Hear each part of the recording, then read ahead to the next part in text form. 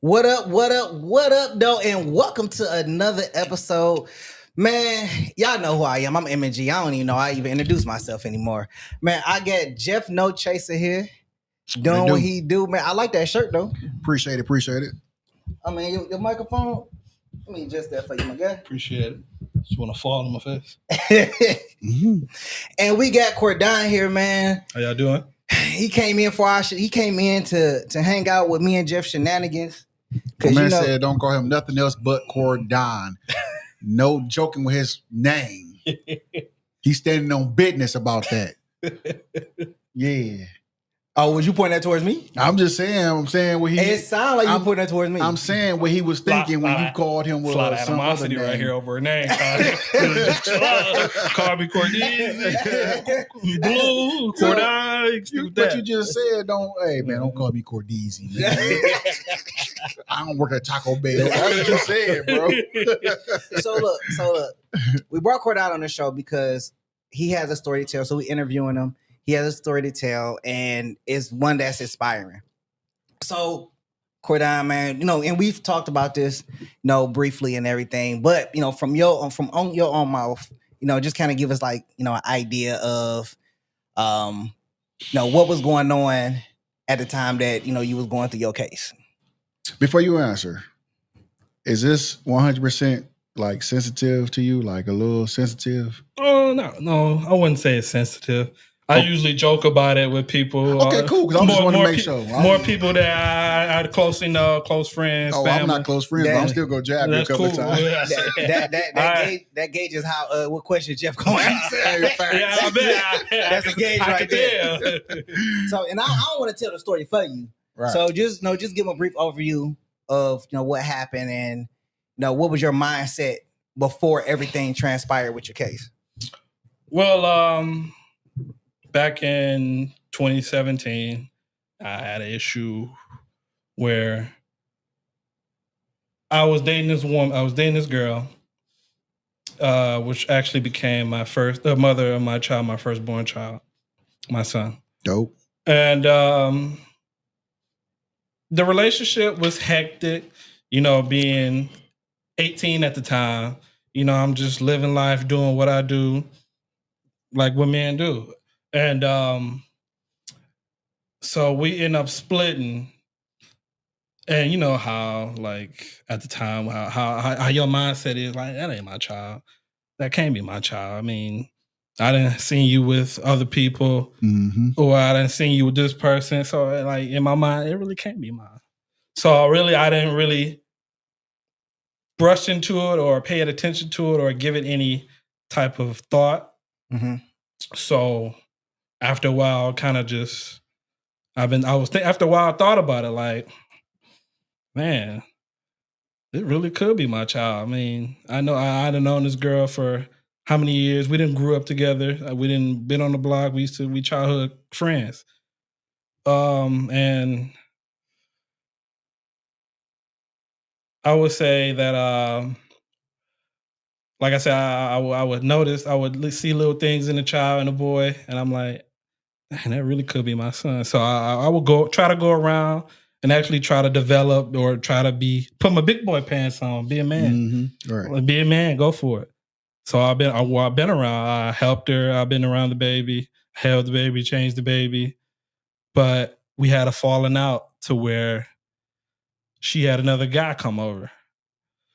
And, 18-year-old, why you got this guy? Who is this guy coming around my son or whatever? Mm-hmm. I understand that. And it got to a point to where, the little old app Kick used to be out. Yeah. So we was all conversating on Kick. And the guy was all saying, "Oh, he gonna kill me, or he gonna hurt me, or that's the guy was telling you." Yeah, they was telling me. Okay. So I said, "Oh, okay, well." So I have a big passion for firearms, and me, I'm gonna look for loopholes in the law, and I was able to buy me a pistol at 18, knowing that the law says you only way you can really legally purchase a pistol is if you're 21 from an FFL dealer. So, well, technically, I think the law say you only carry. Yeah, But you can buy a pistol Yeah. at any time and keep it in your house for protection. Yeah, that's you can say that. Yeah. Yeah. I was able to purchase that pistol. And you know, like shit, that was my gun. Shit, I like carry my gun, flaunt my gun. Then, as I was saying, this guy was threatening me. So, me not thinking, one night, I went outside. I saw this guy, and I fired a shot in the air. Mm-hmm. And then they ran. I said, they ran. I went back in the house, not knowing, hey, whatever. They ain't such a big deal. Guns go off in the city all the time. All right. So it's a fact. big fact. That's a fact. Huge fact. 100%. Yeah. So, you know, me not thinking, no really consequences about it. Nobody gonna find out. Nobody heard that or seen that. I went on with my day. A couple days later, I get a call from the police. Hey, yeah, officer, I forgot, some officer, detective, called my phone. He was like, yeah, is this, at first it was a random number. He called you like, yeah, is this a business or place of residence? I said, no, it's a personal cell phone. Hung up, called back. Hey, is this Cordell Holland Thomas? Yeah. Hey, this is Officer, we're going to say Officer John. Hey, this is Officer John. I'm calling because it was an issue we got that a gun was fired. And I told him, yeah, my gun went off. I dropped a guy. I said, I lied. Because, you know, the police calling me. I'm scared. Wait, before your case is over with and everything, right? Yeah, it's over. Okay, they can't come back and be like, oh, we wouldn't be having a conversation. Hey, look, I gotta make sure, man, because I don't want my man snitching on himself, and they be like, yo, we can always restart now. Yeah, you know what I'm saying? Yo, you gotta be sitting in the driveway like, yo, come here, bro, come holler at us for a second. You know what I'm saying? But go ahead, my guy, for sure. But yeah, he called and I said, yeah, we're gonna need to for you to come down and talk about it. And I went down there. I spoke with a Sergeant Wilson. I remember him 100%. Sergeant Wilson, black old guy. And he interviewed me and such and such. He was asking me all these questions. So what happened? Things like that. And I told him, hey, I dropped my gun. The gun went off. He said, oh, yeah? He went a joke. He said, was the Walking Dead playing over there? The little finger stick out and pull the trigger? Huh? What you mean? Hold on. So you went down to the police station by yourself? My mom took me, actually. Okay. So I was there. No lawyer, no nothing. No, nothing. I mean, I didn't know. I didn't have no clue. This is my first. Right, I got you. This is my first time in this type of position. I didn't know. I don't watch lawyer shows. Like, I'm just go down there, whatever. Yeah. Because I was never really cognitive of the law, what was going on. You know, I'm just 18, just whatever. Just living. You know, just living. Just living. After that, he did my interview. He took my statement. And while I was talking to him, I was looking around. And in the back of my mind, I knew I was cooked. I knew I was cooked. He said, I knew I was cooked. I'm looking around, and I noticed I see statements. I'm like, oh, okay. Yeah, it's bad. Yeah, it is bad. And I said, yeah, I just told him the truth. Hey, this is what happened. So so you went in with a lie, and then you was like, you know what? They pretty much know everything. Yeah, pretty much know. So might as well. And then you went on ahead and told the truth. Might as well just tell the truth. So what it sounds like is when you seen him out there and you shot your gun off in the air, it sounded like the dudes that said that it was hard ran and told the police. Ran and called the police. Yeah, ran. Oh, he's shooting. I'm going to check. He got a real gun? I'm going to get a real gun. Watch this, y'all. We gonna get him. Watch this.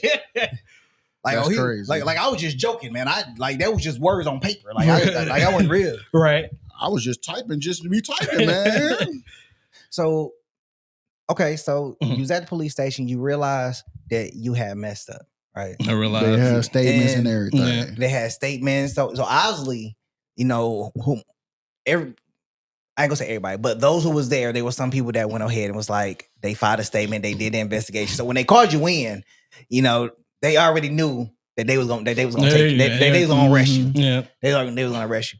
So at that point, you know, and let's fast forward. At that point, Did they take you into custody at that point? At the point, yeah. After I told them the truth, they did take me into custody. They took me down to the detention center over there on my own. I was in there for 3 days. Then I went to county for 11 days. Then I got out on a tether. Excuse me.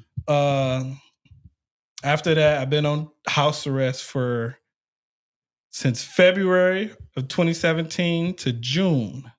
And within that time, you know, just going back and forth to court, arraignments and all that. So as you're going through that process, like what's going on in your head going through that process? Like, are you looking at like, man, maybe I can get off, or are you looking at like, really? I would say I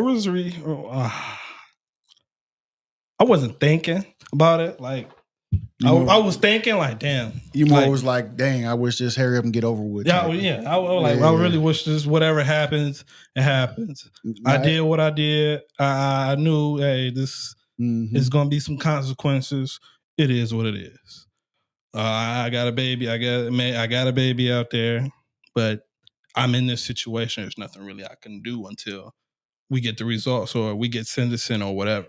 So I'm just waiting, and the waiting part would kill me. It would like terrify me. Like, what's gonna happen next? This court date. Oh, this, that. They talk about, oh yeah, you facing this. Okay, another court date. And then my lawyer, God bless his soul, he passed away. He would always push the case back. And then my mom like, why? What's going on? What is the reason to push the case back? And but I didn't really, like I said, I didn't really talk to him like that. My dad would conversate with him with that and all that stuff. So like, I'm just at home, just sitting there, like I'm stuck. So how did you stay sane going through all that at 18? You probably was going through it for a nice little while. I was like the days felt so long. It felt like. So how did you stay sane? I don't know. Really, I just did what I normally do in my day-to-day life. Played the game, watch TV, sit outside. And like I said, when I would go outside and knowing I got the ankle bracelet, I'm like, dang, I really can't go nowhere. I'm stuck here. Like, is this gonna be my life? Is this where my life is really heading? I graduated not too long ago, and I just did this crazy stuff. Like, is this really what I'm gonna be now? This is what I'm gonna be on the news. Like, oh man. Okay. And at one point, I did break down. I broke down with my dad. Like, things, I wasn't sleeping in the bed. I would sleep in different places. I'm in upstairs, all the way upstairs in a different bed. I'm not in my own bed. I'm sleeping on the couch. I'm sleeping wherever. And I just know, just terrified, really. I'm terrified. So it really it was hard to stay sane just in that process of going through that. Come time June is sentencing. Well, it was another hearing. And my lawyer, Mr. Evans, and the judge, I before I walked in though, it was a guy in front of me and he was getting charged for killing a dog. I'm like, dang, killing a dog? He getting some years for killing a dog. I just fired a gun. Hold on. You said he got some years? Yeah, he got like a couple years. Oh yeah, they be on that for killing the dog. Yeah, they be on that. They been on that since 2000 for a while. Yeah. 5-ish. All these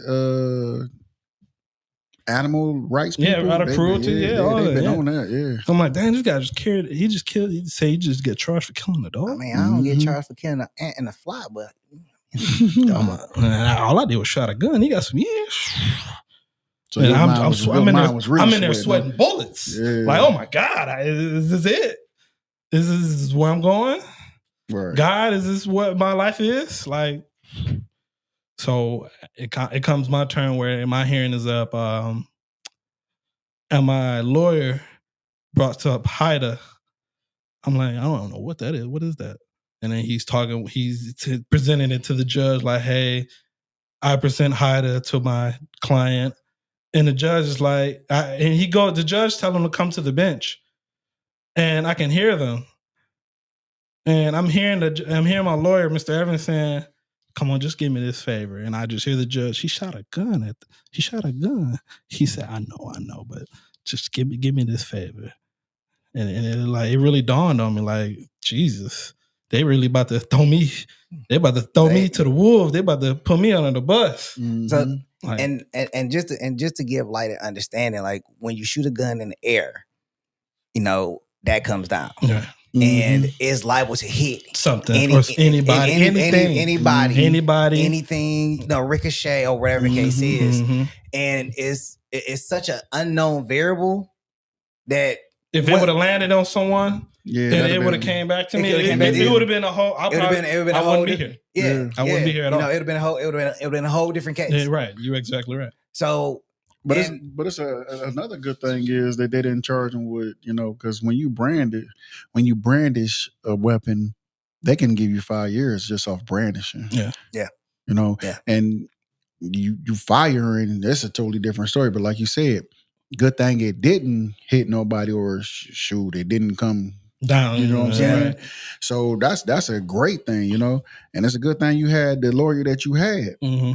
And that brings up a very interesting situation, because you had stated earlier that they kept pushing the case back because he probably was trying to research to try to figure the correct program to put you under, so you would not see any time. Right. And it's your first offense. Right. They could have gave you 2 years probation. Or they could have sent you up for, like Jeff saying, 5 years, and then end up with 3 years parole. But I don't think they do the whole breaks no more. You know what I mean? Because so much stuff is happening with these younger kids. I don't think they look at it like, okay, he had a breakdown or one incident, he might be okay. By so much happening with these younger kids now, I think they look at it like, okay, another black guy with another gun. Let's just reverts back to the normal statistic. Old black guy doing this. Black guy, African American. Why he got a gun in the first place? Right. Why he carrying a gun at 18 in the first place? All that stuff. So it's crazy how when you get there and in that situation, and you don't think about it until you're in that situation. You don't, man. Yeah. And you think this not gonna happen. Man, it ain't not gonna happen. I'm gonna get away with it. Nobody really gonna pay attention to it, but really thinking they're really looking at that. They're really looking at you. They really got things out here to catch you robbing something or shooting a gun. These shot things they putting on the license. They gonna know. That's a fact. Where these shots are coming from. They can pinpoint what exact house. That's crazy. So after your lawyer talked to the judge, well, while they was talking, when he was up there saying that, what was going through your head? Really, I was going through. What was going through my head was, is my life over? Is this it? Am I going to go to jail, do my time, or however long time they give me, go to prison, do my time, and come out? Is this it? Am I going to be able to not do the things I want to do in my life, to not be able to do the things I really want to experience? And that was going through my mind, like, am I not going to see the people I love to see every day, that makes me smile every day, that helped me grow up, that brought me life, that gave me life, to have me see me in this position behind bars? Right. That crossed my mind every time. Every time I walked in the courtroom, each court date, like, is this it? Now, did you have, even before when you got to your sentencing, and you did not know what was going to happen before it presented HYTA, was you scared to go to prison? Like, was a mindset?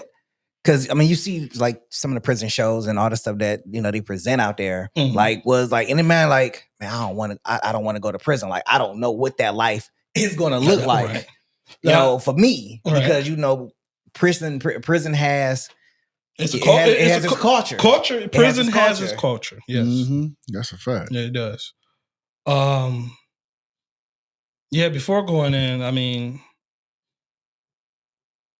like I said, I didn't know. Like, if I'm going to prison, like I said, I don't think prison is really for anybody. I mean, if you do something stupid, you're gonna suffer the consequences. Mm-hmm. And that was in my head. Hey, that was really on my mind. Like, I know I did something stupid. This is the consequence. This is what I have to go through. And in the back of my mind, I'm like, I'm really hoping, like, is there a way? Is there a miracle that's gonna happen? Will I be able to do some type of community service or do some type of service or do just something that's gonna get me out of this situation? Right. Something. I pray, like, God, I pray, I'm sorry. This is something that this is not me. I'm like, I pray, like. So what did the judge say once your lawyer got through pleading with him? So after he returned to me, he came up to me. He said, she's agreed to give you HYTA, but you're gonna have to plead guilty to the charges. Mm-hmm. I said, okay. All right. When he said that, I didn't know what it was, but it felt like something that I just had to do to get out of here, get out of this building, to go home. And I said, all right. So after that, the judge said, yeah, we're going to do sentencing now. And after that, she said, Cordon, we find you, she asked me, the prosecutor. And the judge was like, so do you submit guilty to these charges? I said, yes. Do you submit guilty to count 1, count 2, and count 3? I said, yes, I plead guilty. And they said, under Michigan law, okay, we grant you HYTA, which is 18 months probation. You have to check in with the probation officer, usual stuff, with time served. Now, I mean, I knew what time served is. And I'm like, huh? Time served? What you mean? You get to go home. And what really blew it for me is one of the bailiffs came up to me and he gave me a piece of paper. And he was like, this is your get out of jail free card. And that's when it clicked. Like, damn, I'm really going home. Like, I was surprised at the same time. Like, I'm really going home. How? So then my lawyer explained it to me. Yeah, it's a little program, the Holmes Youth program. To, like, if you're like 17 or 23, and if you do something, your first offense or something, they put you in this program. And if you complete the program without any incidents or violation to your probation, they seal your record. Oh, that's dope. So I'm like, okay, cool. So what I want to know is, and I'm gonna aim this at the producer, is I want to know how many people get put into the HYTA program in Michigan a year. Because it doesn't seem like it's something that the court is just offering up. I don't hear that a lot. This actually is my first time hearing it. Yeah. HYTA. Yeah. Or I've heard it a few times. I mean, where you at? Of course you go hear it, but I'm not trying to hear it. But I'm just saying, I've never heard the people I always surround myself with that do stuff ever, say HYTA. You know what I'm saying?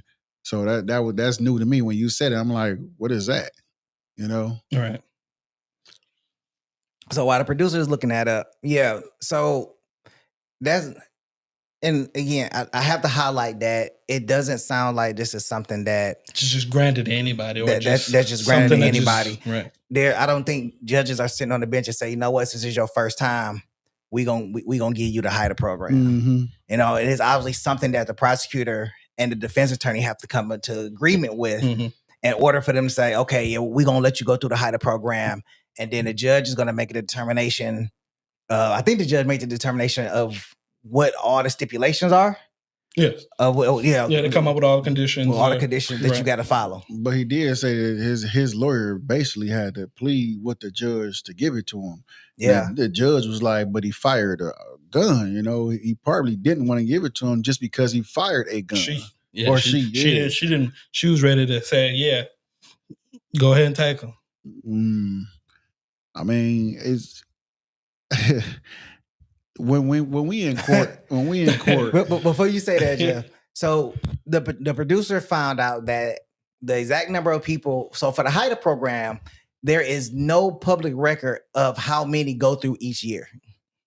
There's no public record. Oh wow. so that kind of tell you that not really a lot of people get that. I mean, if any. And one of the benefits and the highlights of the HYTA program, and quite, I mean, you had talked about this, is that it removes the criminal offense from your record, so that obviously certain jobs won't be able to see it, and there's still certain jobs that can, but for the most part, you go work, any type of job or whatever. Well, not any type of job, but certain jobs can't see it on your background check. That's the benefit of the program, and it gives you that second chance. Yeah, right. It's basically what it is. It's a second chance. You can go out here and live how you want to live, to an extent, though, because like you said, like you refer back to it's not certain jobs can still see it. Yeah. So for HYTA program, what was some of, because at this point you're on your rehabilitation path, right? So on this rehabilitation path, and Jeff, I'm sorry, I know I had cut you off. Like, what was you saying? I'm sorry. I don't know. So I wouldn't call it a rehabilitation path because he really didn't do nothing wrong. You know what I'm saying? He just made the wrong decision. Okay. You know what I'm saying? That's fair. Yeah, that's fair. He made the wrong decision. Okay, so at this time, you leave the courthouse, you realize you're on probation. Okay. So if you could tell us what was some of the stipulations that you had to go through and how long you had to do them to complete your HYTA program. So some of the stipulations were I had to keep a job or be in school full time. Have no contact with one of the defendants, and have no combative contact with another defendant. So no fighting or whatever. And that was with the mother of my child. I don't think they was a defendant. Sorry. Hold on. Because that's your Kobe. I'm looking like, wow. I'm sorry. Hold on. Why would they put your baby mom in there? Because she wasn't around when they were both outside when the incident happened. Oh, okay. I thought it was just him and a couple of guys. No. So it was him, her, and the baby, or just him and her? Him and her.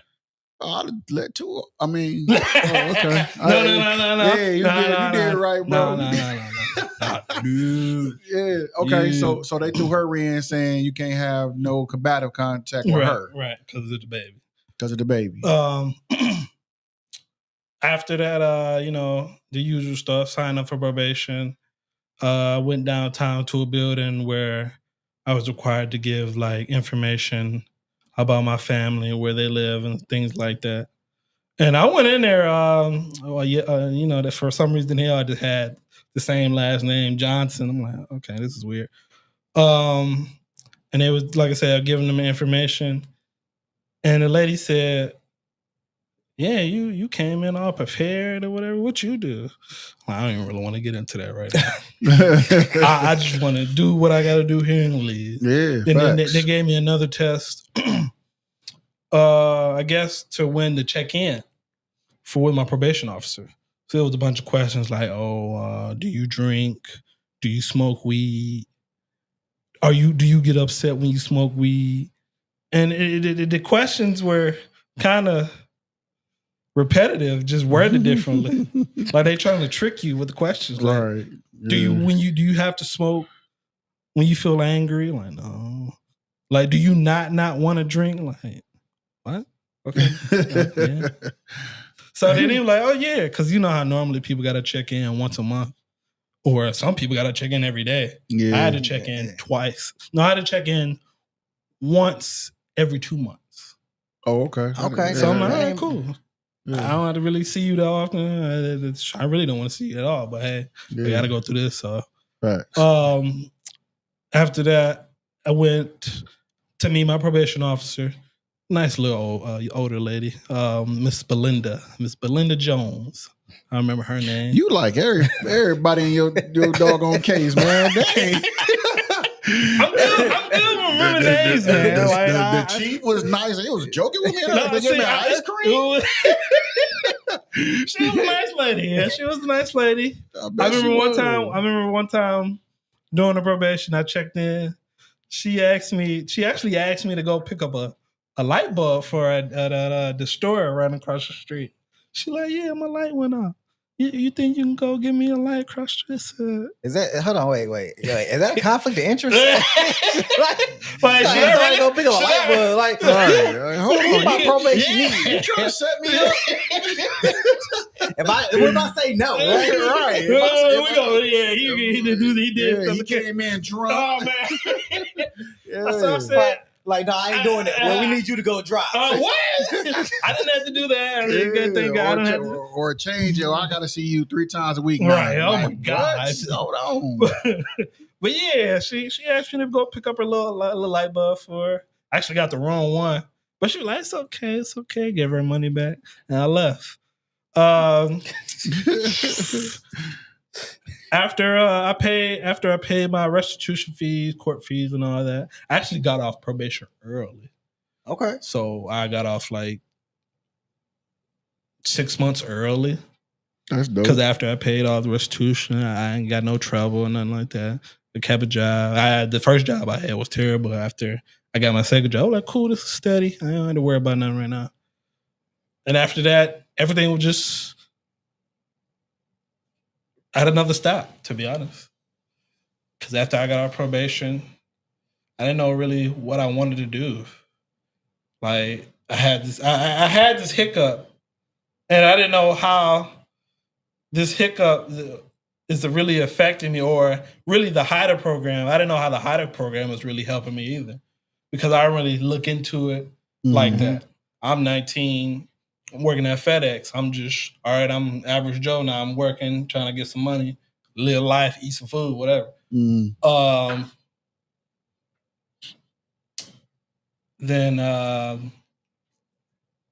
I looked it up, and it said, oh, yeah, basically a second chance, things like that. And I always wanted to go to the military, not knowing that they look at HYTA as an conviction. So I didn't know that at first. Okay. Man, y'all need anyone y'all can get. Stop playing around. I was just about to say. Hold on. So you're telling me? So I think so. If you got a felony, you can't go to the military or the army. No. So look, y'all need anyone y'all can get, man. Y'all better get some of them felons. Yeah, y'all need some shooters out there. Yeah, they got switches, because what we got now, I'm scared. Y'all don't know if y'all can protect us or not. So what you're telling me is, you want everybody that's doing good and great and no record to go to the army, but everybody that got felonies be out in the streets. The president of felons, they might well take the rest of them. Might as well, right? I mean, hey. I'm just saying. So now let me ask you this: How did it feel when you got that letter, that say you are now off probation? What you mean? Because I really because you were free, but you still had restrictions. So at any point in time, one of those restrictions was violated. You back in front of the judge, right? So it had to be some kind of relief, some kind of burden that fell off your shoulders. It's like, okay, I no longer have to go. Even though you only went once every 2 months, I no longer got to go to the probation. I no longer got to pay this money out of my pocket. If I want to quit this job, I can. And there's nothing keeping me at this horrible job that I'm at. Right. Because you could be at a job like, man, I got to stay here to be on probation, because if I go to another job, there's no guarantee whether I'm gonna be able to keep that job. And if they found out that I don't have a job, they're gonna bring me right back in front of the judge, and I gotta talk and plead. Yep. Because when you go to that probation office, they gonna ask you, "Are you maintaining work?" Or they gonna and they ask you for pay stubs too. Like, yeah, see? And we want to see pay stubs also. That's why I had to show bring pay stubs to my probation office, my current pay or previous that I just got. Here you go. So I'm sure there was some relief to be like, hey man, like I'm fine, like I'm free. I'm free. Yeah. I'm in my real second chance where I can make choices on what my future look like without restrictions holding me back. Now, did you get a letter saying that, or was you down there seeing your probation officer? She told you. I was down there. Okay. At my probation officer, and I like I said, the last time I saw her, I done paid all my fees, and they can see that. I'll pay all your fees. She said, "So yeah, it looked like you paid all your fees." So, and she was like, "You haven't been in any trouble. You've been maintaining your job at FedEx. So we're gonna go ahead and sign your release papers." She signed the discharge from probation papers, saying that I did complete the program following the constituents that the judge gave out, and you're going to be released today. I said, okay. And really, ain't even sink in. It sunk in at that moment, but when I went outside, I got in the car. I was just reading my paper. I was going over my paperwork, and I'm like, "Dang, I'm really done. I'm done with this. I don't have to really come see her no more. I don't have to really think about watching or really looking over my shoulder and worry about any issues that might come before or after the aftermath of it." So let me ask you this: You're a father. I am. Okay. How does those decisions impact how you parent to your kids? Wait, before you go that far, was the child yours? Yes. Oh, okay. I gotta ask this question. You did a DNA test. Yes. Okay. I gotta ask this question too. Is you still with the chick? Oh, he's still with her, y'all. Oh my God. All right, so we gonna get into that later. All right. Look, we only got an hour. Well, okay. Well, then we might not. Anyways, let's kick it with the essentials. Anyways. We know the answer. We don't got to get into it. Don't pay no attention to Jeff. But yeah, go ahead. What would you say? What you asking? Going through what you went through, how does that affect how you parent today? I'm hard on my kids. I don't want to be trying to stay in the middle of being a hard father and a loving father. I want to both of my kids, my 9-year-old, I mean, he's right now, oh my God, giving me a tough time right now. My 3-year-old, just now turning 3. He's still 3. He's doing his thing. He's growing up, living life as a 3-year-old. So really, I'm just trying to focus on my 9-year-old to where he's not doing little stuff that seems out of character or something that a 9-year-old shouldn't be doing. Okay. So I'm always like, hey, because there was incidents. He had incidents in school. And yeah, I would chastise him about him, but I also pull him aside and, hey, what's going on? Is anything wrong? Is anybody messing with you? Is anybody bothering you at school? Is there something you need help with? You can talk to me. You can talk to your mother if need be. And he would talk to me. Yeah, this and that or whatever. Somebody's messing with me or this and that. Okay. Now you handle it like you can't be a violent person. But if you have to defend yourself, that is fine. But you have to know when to be able to defend, when it's the right time to defend yourself. Yeah. Or others. Yeah. But telling that to a 9-year-old is I understand. Yeah, telling that to a 9-year-old sometimes it's going over his head. It is going to go over his head, and that's something I'm gonna have to keep pushing into him and keep telling him. I mean, even growing up when he turns 18, that's something. Yeah, you still gonna have to say to him. Yep, you still got to. Same thing with my 3-year-old. He's probably gonna have the same. He's gonna have the same. But it's not he's going to. Yep. Like you said, you got to be. You got to be on him. Yeah. And like I said, you got to be in the middle. Being a hard dad and a loving still father. being a loving father and still being a loving It's father. It's hard because and it's you're right. It's because you can't show. You want to show them love, but you show them love. It's kind of like showing them a little softer side to you, and then they look at it like, "Oh, Daddy's a teddy bear." Right. You know what I'm saying? But then when they see that rough side, that hard love. Wait, not playing. Who was this? Right. Wait a minute. I want the teddy bear back. No, you can't because I have to show you what America's about for real. You know, you got to show you what life is going to hit you with. How life is going to come at you. Because life is not going to be your friend. Life is going to come at you hard. Now, go ahead. Now, speaking of that, and let me ask this question because I know some people are different, but in the times that we are in, do you teach your kids about racism and social injustice? I know they're young, so that's why I'm asking. I know some people may try to institute it at different ages, but with what's going on now, and they won't be able to recognize it, but you can still talk to them about it, and as they get older, they'll be more familiar with the actions that happen that follow certain events that happen in the world. Right. I haven't got to that point yet. The first school he was in was a mixture of black, white, or a mixture of racial kids. So I haven't really, there hasn't been an incident to like where something that's racial. So it's really, I haven't had a chance to really instill that in him or talk to him about. So, I mean, it is something that I should go over with him, but it hasn't happened yet. He haven't experienced it yet. So I don't want to. I do want him to know about it, but at the same time, I don't want him to experience it either. Right. This is the reason why I asked is because you're racist. I'm not. I'm not. No, I'm not. That's kind of like what he said last time. He said I was atheist, and I'm not. Oh my gosh. So. Praise the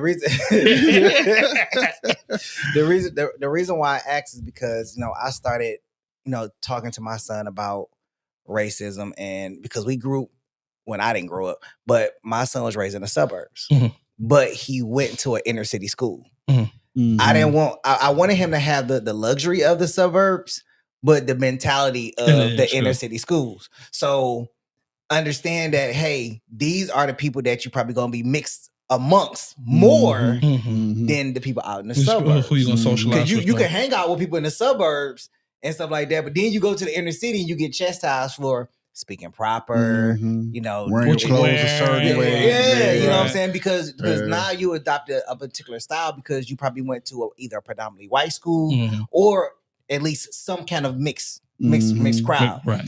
So I would have those conversations with him, about social injustice, and especially as it was coming up and he would see it in the news, and we would have these conversations.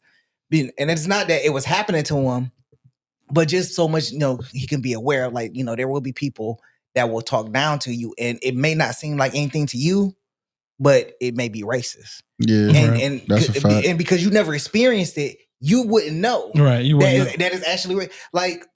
When I used to work at Joe D's, we had a manager that was there, and even my boss would tell me, he was like, he say racist all the time, but he don't know that it's racist.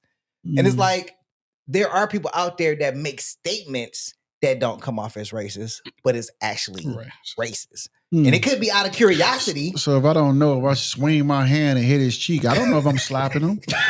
You know what I'm saying? I don't know this. I'm not saying that it's okay. That is not, farewell fans. That is not what I'm saying. I'm not saying it's okay. I'm not saying it's okay. But what I'm just recalling the conversation that I had. But it's hard for me to believe you don't know you being racist right now. But if they only hang around white people, this is my whole point right there. If you only hang around white people and you're shooting black jokes, Come on now. Yeah. Okay, Oh man, did you see that black guy over there? Yeah, man, he looked like he was running fast. Like, boy, that boy was like a slave running. Oh my God. Hey, you think I'm gonna stand there and be like, Well, you sure do love fried chicken, don't you? Yeah. Hey man, what that chicken tastes like? Watermelon? Oh my God. Man, he's definitely gonna get slapped. He gonna get slapped. No, I get that. I'm just saying. Now I got a question for you, man. You want some BS? I'm on BS. Through everything you've been through, man. Because I know moms and pops was there. Moms and pops was there, yeah. Who else was your lean on pole besides mom and pops? 'Cause I know you ain't going to tell mom and pops everything. Really, it was just my dad. Really. I mean, my mom was there. I mean, but that's moms. Moms is a nurture. Mom. You ain't gonna really go to moms about stuff like this. Really, it was my dad, because really he been there through it all. He been there thick and all. Money and all. He was the reason I got out on tether. He was the reason I had. So what about your other family, like your cousins? My cousins. You got any brothers and sisters? My sister was doing her own. Yeah, I got 2 brothers, and 1 sister. They knew about the situation. They was there, to a point. It's family and how family works. Really, like I said, it was my dad. Cause I asked because when somebody going through something, they feel like they're alone. They don't really have no one outside to talk to really understand them. Exactly. So my thing is, if you didn't reach out to me when I was in the trenches, in the dirt with mud on my face, if you ain't at least give me a drop of water or a piece of a paper towel so I can wipe a little bit off, I really can't mess with you when I get out. Right. You know what I'm saying? Because now you want to celebrate with me because I'm good. But when I wasn't good, you ain't shoot a text or what's up? I'm just letting you know I'm thinking about you, cuz I'm praying for you, something. You know what I'm saying? Really, everybody was there. My sister, everyone came to the first hearing.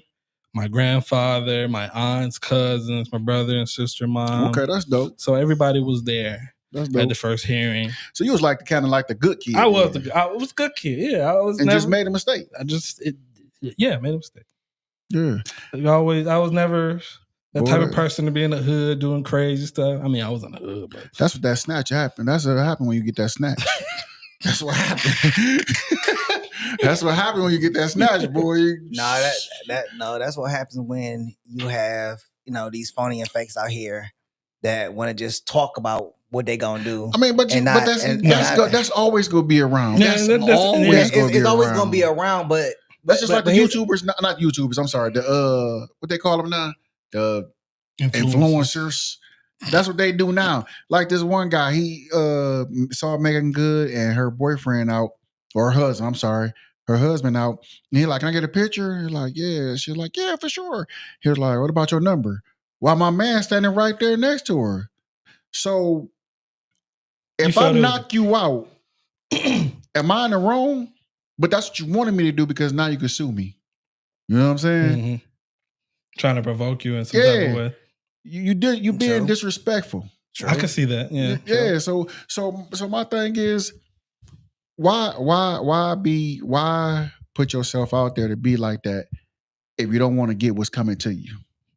Don't be that talker. Oh, I'm gonna do this. I'm gonna do that. And then when you're not gonna come with that action. Exactly. I agree with you. Listen, I was in a similar situation as Cordai. Somebody was threatening me with guns, sending pictures of guns. Oh, and there was a girl in between it too. Talking about, he said he gonna do this to you. He gonna do that to you. And look, he sent me a picture of these right here. But as soon as she playing too much. But as soon as he seen me in the street, what did he do? He ran up in her house and she defended. Why you gotta act like that? Why you gotta do this? Why you gotta come on the block and like? And I'm like, I'd have broke her jaw. You know what's going. She know what's going on. I'm like, I'm just walking down the street. I just so happen to see him. I think I'd have slapped her too. And you like slapping people, don't you? And I'm gonna just say. And I'll be honest. I mean, not to be funny, but I didn't run up on this dude 3 times.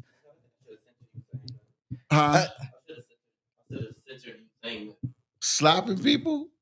I can't slap people. You can slap people, but I ran up on this dude like 3 times and he didn't do nothing. He ran the first time, ran to her house the second time, and then he see me on the block, and I'm just looking by myself, and I'm like, okay. I actually saw the guy once after the whole incident was over. Really? Yeah, Y'all was out in public? Yeah, you was off papers? I was off papers. Okay. And I was at her house. I was at her mom's house at the time, seeing the baby and all that, taking care of the baby. And we wasn't. Me and her wasn't together at the time. We're talking at the time. I'm just here at for the the time. baby. Okay, whatever. And I look over. I'm just messing with Cameron, my son. I look over, and he come walking up the street. I'm like, oh, they must be still together. And my mom like, they must be still together or whatever, or messing around, whatever. Okay. So I'm like, what's up? I'm like, what up? Hey, how you doing? Hey, how you doing? Yeah, it was just a casual conversation. In the back of my mind, I'm like, yeah, I gotta go. I really felt the fire. I felt the gasoline. Oh, so you was still pissed off. I felt the gasoline on the fire. So I said, I'm going to remove myself from here. And how old were you? I was 19, 20 at the time. Okay. I said, smart man, grew up fast. I'm going to remove myself from right here. I'm going to go. Gave my son a hug. All right, Kiki, I'm going to see you later. I went to my little friend's house. Cause, but before I left, like we chit chatted or whatever. You and him? Yeah, we and him. And was it an apology or something? No, yeah, I doubt it. Yeah, I doubted that was gonna come out. I'm not talking about from you. But no. Like from him. But it was just no bad exchange words. We said, "What's up?" And we were just talking. And he asked me. What kind of irked me was, so Cordon, how was it in there? That's what he asked you? Yeah, I'm like, what you mean? Because he said something. He was like, because I might be going in there too, man. What you mean? I mean, because I did something. He like, I done did something. I might be going in there too. I'm like, okay. I mean, I was cool. He trying to bond with you on jail time? Right. He trying to bond with me on something I did because of you.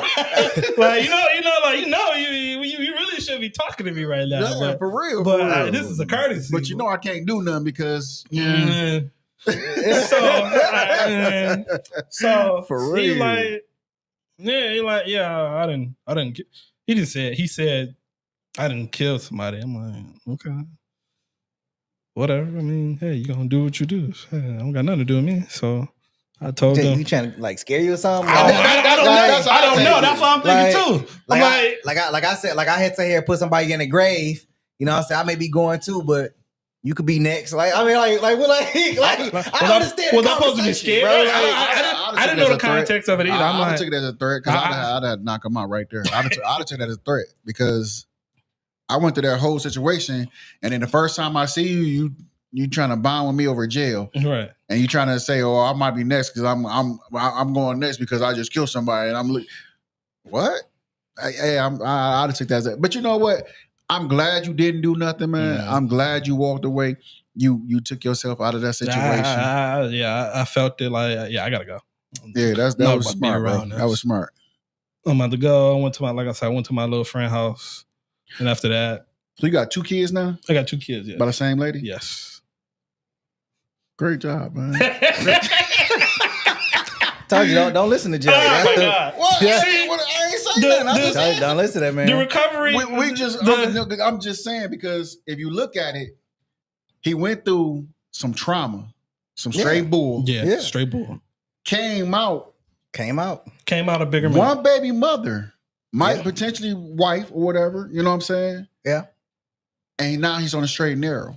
Yeah. So you can't tell me it can't be done with anybody else. But only you gotta have the support. He had support. He did. You know what I'm saying? He did. If you ain't got that support, it's gonna be hard. Yeah, it's definitely like gonna you be said, hard. it's without the support. Like I said, I have my dad, and like majority, most people don't have their fathers or mothers. Facts. Yep. And it's gonna be hard. Mm-hmm. Yeah. It's gonna be really, really. It's gonna be a travel for you. It's gonna be hard because you basically crawling on your knees, figuring out what decisions you need to make, what route you need to go. Where can I go to get this completed, or who can I talk to? But you had your father to guide you. Like I said, I had my father. If they ain't got their father, they still falling flat on their face. They're gonna feel like they're gonna keep falling on their face, and they're gonna feel like I'm stuck. Like they're gonna really feel stuck. And like you say, that program you was in, it's like a hidden program that they don't want to tell nobody about. So of course, when somebody get their first offense and they don't tell them about nothing, what comes next? They second offense because they didn't did something else stupid. You know what I'm saying? The only thing they do is put them in jail or put them on probation and don't tell them nothing. So let's do this. Hey, producer, grab that HYTA information and put that in the chat so everybody will know what that HYTA program is. They probably shut it down by now. It ain't shut down. I know. Man, that's the government you're talking about. It ain't shut down. It ain't shut I wouldn't down. put it past. Just throw that in the chat so everybody that don't know about the HYTA program, but will know about the HYTA program. That's what's up. I'm glad you had your pops and your family, man. Yeah, that's what's up. I'm grateful. I am very grateful because, like I said, my dad was always on me. He was on my head about a lot of things. He always was there for me. He always pushed me to do whatever I wanted to do. So now I got another question. So going through what you went through, coming out like you came out, let's say your son come home and he telling you he got a female, now she got another friend, he just so mad. What do you do in that position, man? Because you didn't been through it. First thing I'm gonna do if he tell me that, I'm going really I'm gonna sit him down and talk to him about like, hey, okay. First thing we gotta do, we gotta get the female parents involved. And we might possibly have to get the other guy parents involved because we don't know. First things first, we gotta figure out who baby it is. Because we're not about to be scrambling, oh, this your baby, this is baby. We're not about to be doing that. Right. So we about to figure out right now, hey, she's pregnant. She been dealing with this guy. She dealing with my son. We need abortion. Dang. Maybe. Dang. Maybe. Or, hey, I don't know what the family gonna do. Family might not support abortion. We can do two things. Abortion or DNA at what? We're 4 to 6 months DNA test? Is it 4 to 6 DNA? months? Yeah. Okay. Yeah. DNA test 4 to 6 months. But we can do abortion. Like we can do abortion. We can do abortion real. So you know what? We can handle all this. Let's just get an abortion. We can handle it, but everything can be done. But like I said, I'm not supporting abortion. I'm just saying it can happen. It's an option. It's definitely an option. It's definitely an option because I don't believe in a rape victim should have to carry a baby. Yeah. You know what I'm saying? We're not talking about rape victims. That's what Trump think. I'm just saying. We're not talking about rape victims. I'm just saying anybody. Right. If you don't want that baby, I think. For my well-being, this plan B. I think abortion should be illegal. I mean, legit. What? Okay. I think it should be legit. You just contradict yourself. No, I changed it. No, I changed it up quick because I'm gonna tell you why. Everybody that has babies do not deserve babies, bro. I know because there's some really ugly people out there that don't need to have no kids. Did you say? Oh, we want to talk about that? Oh, I'm sorry, my bad. Go ahead, man. I'm done with you, bro. We done, man. I mean, it's some very unattractive people that don't need some water. They should. not no holy water. He needs some water. I mean, there's some really unattractive people out there that don't need they don't need to procreate. They don't need to procreate. Like if you producers calling you, sir. Producer is hold on, calling let me you, finish sir. this statement. If you That- know that he you don't, got, evidently he don't want you to finish Yeah, this just- if you statement. know, look, listen. Just take his mic off. Turn his mic off. Listen. Hold on. All right, so We'll cut it out for the producer. we at that point, y'all. You know, I got you. Hold on. We at that point now. You know what I'm saying? Where we gonna take Hold it? on. Let me finish. If you know you got hit by the ugly stick, you should not procreate. Like you should just. I'm gonna stop you right there. Like you need to be neutered. 17. You need to get a hysterectomy. What? Like you don't need none of those things. Why you say neutered though? Ain't nobody no puppies. Dogs. They need to cut something. Next thing you know, you gonna end up saying they need to get euthanized. Right. Jesus. No, they don't need to get euthanized. Like, I mean, we are a little overpopulated, but we don't get euthanized. No. We need to just get. No, I ain't gonna say that. Nope. Know what it's called? I'm just. I'm about to fall right into the little trap you said. I'm not saying no trap. No. All I'm saying is, you seen some unattractive babies. Like you looked at that baby, was like, I don't even know why they even let that baby come into the world. Why are you talking about the baby? Why we live? Live is You act like y'all ain't never seen no unattractive baby. Look. I ain't gonna lie to you. I done seen somebody. Ladies and gentlemen. Look, y'all done read the story Ugly Duckling. Y'all done read the story Ugly Duckling. Don't act like y'all ain't read it. It was a book that is based off real life. It was wrote by a person that was sitting in a dark room. And you're gonna go off of the Ugly Duckling? Oh my goodness. And the Ugly Duckling turned into this beautiful swine. But all them Ugly Ducklings don't turn into beautiful swine. That's because they went to Miami and got surgery. Come on now. Dr. Miami, yeah, let's get it. Look, plastic surgery, man. You got the money for it. You can do whatever you want with you plastic surgery, you can man. look like who you want to look like. You can look like Michael Jackson if you want to. Who in the hell want to look like Michael Jackson? Oh no, man. I'm not gonna speak on plastic surgery, because we ain't got that much time. Because some of that stuff they be doing is just we ain't got that much crazy. time. Bro, did you see Doja Cat? They got a picture of her before and after. No, they got a picture of her. I think she getting off or something, and it's like her cheek had fell and deflated. What?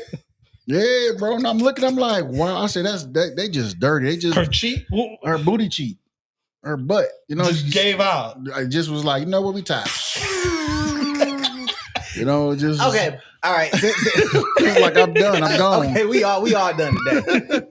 No fixing flat for that. For anybody, one last question, man. For anybody that is in a situation or facing a situation, something similar to what you were in, what is your one piece of advice that you would give them to give them hope and inspiration that, on the other side is different, or to just not go down that route? Don't turn yourself in, run. My bad. Go ahead. He talking to you, bro. What? Run. Oh my God. I would tell if I could go back and tell someone younger than me or someone that's dealing with the same situation similar or maybe even different to what I went through, I would tell them, reach out to your family, reach out to someone you can talk to. Because for one, you can't hold all of that in. You cannot take that in by yourself. Yes, you probably gonna feel like you're alone. Even with, like, you might not have someone, you might not have your father, you might not have your mother. And like you said, you might feel alone. It's someone you can reach out to. Yeah. There's resources and people you can talk to, so they can understand or try to help you through this situation. So, man, Cordell, thank you for coming on the show, man, and sharing your story. I appreciate it. I do believe that it is going to inspire somebody out there, whatever situation they're going through, whatever they're dealing with. It's going to give them the idea that they don't have to just be a statistic, man. You can grow and be beyond what society deems you as because you made a mistake, and you made a true mistake in the situation. I made a big mistake, and you came out of it.